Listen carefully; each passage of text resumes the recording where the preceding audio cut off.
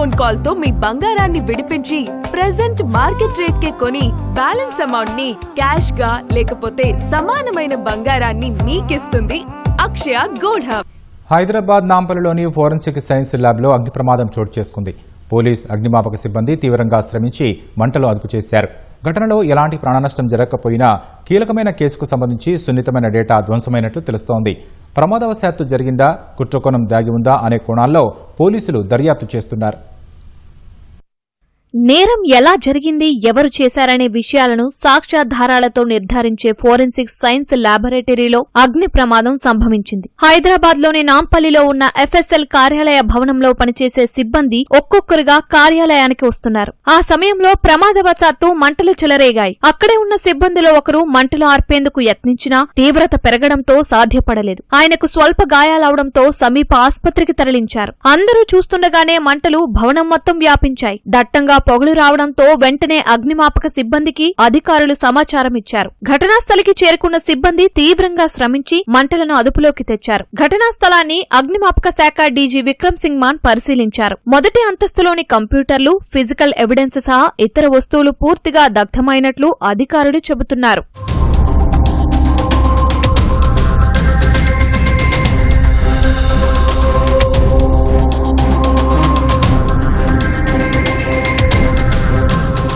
FSL అనేది రాష్ట్రంలో అత్యంత కీలకమైన శాస్త్రీయ సంస్థ. నేరాలకు సంబంధించిన ఆధారాలను శాస్త్రీయ పద్ధతుల్లో పరీక్షించి నివేదిక అందిస్తుంది. రక్తం, వెంట్రుకలు, వేలిముద్రలు, ఆయుధాలు, బుల్లెట్లు, డాక్యుమెంట్లు ఫోర్జరీ జరిగాయా లేదా, డిఎన్ఏ నమూనాలు, ఎలక్ట్రానిక్ డివైజులు సహా ఇతర అన్ని ఆధారాల్ని ల్యాబ్లో పరిశీలించి నివేదిక తయారు చేస్తారు. కోర్టు తీర్పుల్లో ఆ ఆధారాలే కీలకంగా ఉంటాయి. అలాంటి బలమైన ఫోరెన్సిక్ రికార్డులు, ముఖ్యమైన ఫైళ్లు, కీలక ఆధారాలు, కంప్యూటర్లు, హార్డ్ డిస్కులు, ఎలక్ట్రానిక్ పరికరాలు మంటల ధాటికి ఎంతమేర దెబ్బతిన్నాయనేది తెలియాల్సి ఉందని అధికారులు చెబుతున్నారు. మొదటి అంతస్తులో ఉన్న కంప్యూటర్లు, సామగ్రి పూర్తిగా దగ్ధమైనట్లు అధికారులు తెలిపారు. ఏదైతే ఫిజికల్ ఎవిడెన్సెస్ క్రైమ్ ఇన్వెస్టిగేషన్ పార్ట్లో భాగంగా సీజ్ చేశారో ఆ ఇన్వెస్టిగేషన్ ఫిజికల్ ఎవిడెన్సెస్ అదేవిధంగా కంప్యూటర్స్ పూర్తిగా కాలిపోయినాయండి.